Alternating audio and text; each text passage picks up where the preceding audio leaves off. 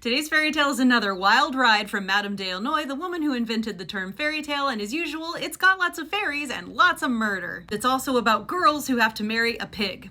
Multiple girls. It's called Prince Marcassin. A queen wants a child really bad but can't get pregnant. One day she's out walking in the woods and she eats some strawberries and falls asleep and has a dream that 3 fairies appear to her. And one says, you're gonna have a son who's totally intelligent. The other one says, you're gonna have a son who's successful in all his endeavors. And the third one just laughs and mutters something under her breath. That's it. She goes home to her husband and she's like, I think I'm gonna have a kid because of this dream. And guess what? She does. And when he comes out, he's a wild boar. The husband is like, let's put this in a sack and drown it in the river. But then the queen is like, no, I already feel bad enough for him being born a boar, so let's just raise him and see what happens. They name him Marcassin and they raise him, and turns out he is intelligent, he can talk, walk, he plays the lute, he is all the things that a prince should be except human. There's an incredibly beautiful girl in town and her name is Ismini, and he falls in love with her and wants to marry her. And the mom is like, son, don't try to marry this girl. It's really better if we try to marry you with a princess, because she literally says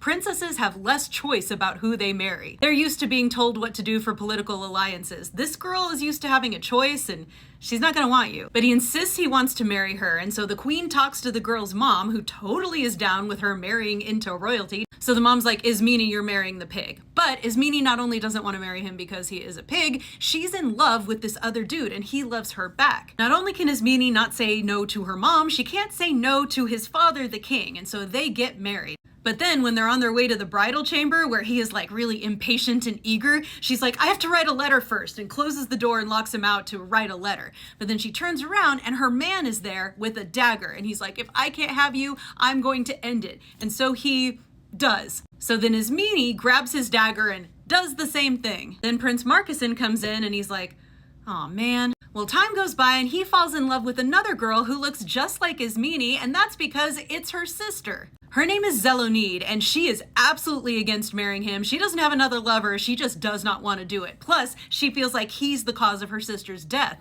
Understandable. So after she's forced to marry him, she smuggles in the same dagger her sister used on herself and tries to kill him on their wedding night. There's a big struggle where she drops the dagger and then tries to take the cord from the curtain and strangle him that way, but he's a boar and bigger and stronger, and eventually he gores her to death with his tusks. I know there's no tusks in this picture, but he has tusks in the story. The mom who forced these 2 daughters into marriage feels really bad about it now, and she's got a 3rd daughter who's apparently more beautiful than them, so she takes her and they go live in the woods to mourn and probably keep away from the boar.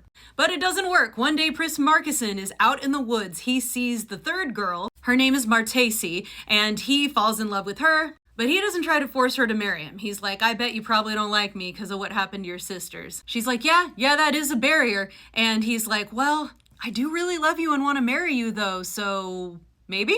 She says, let me think about that. I'll come back here and meet you in a few days. And he's like, promise? And she's like, yeah, I promise. And so he sits there and waits for her, and she thinks about not coming back, but then she's like, well, I said I would. So she does. He's like, oh my God, no one's ever kept their word to me without me having to force them. You're so awesome. And they talk for a while, get to know each other. He says, come to this grotto where I've been staying. And she's like, that makes me a little nervous. And he says, oh, don't worry. I shall not seek my happiness by violent means, meaning I won't attack you.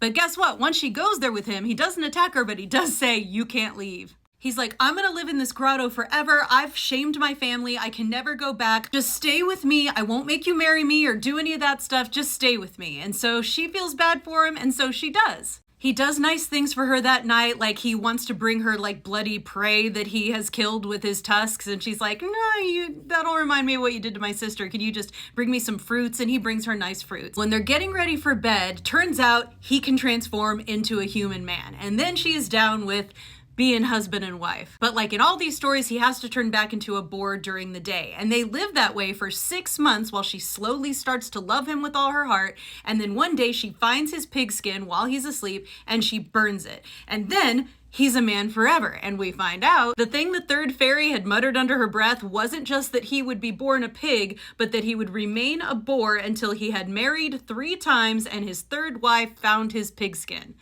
So now the spell is broken. But the miracles keep coming because then 3 white and 3 black distaffs come into their room. They can talk, and one says, hey, you'll be happy if you guess what we are. And so Marcassin guesses that the white ones are the fairies, and it turns into the 3 fairies from the very first dream. And then his girl says the black ones are her sisters, and the lover of her first sister is Meanie, and they are. Turns out, none of them are actually dead. It was all a trick of the fairies, and they stole them away and hid them and used enchantment to make it look like they had died, but they're all actually fine. They all go home to live in the palace and be human together forever. This story is based on an earlier, slightly more horrifying Italian version called The Pig King, which I will be telling as my next 2-minute fairy tale. As always, check out my book and my podcast, links in the bio.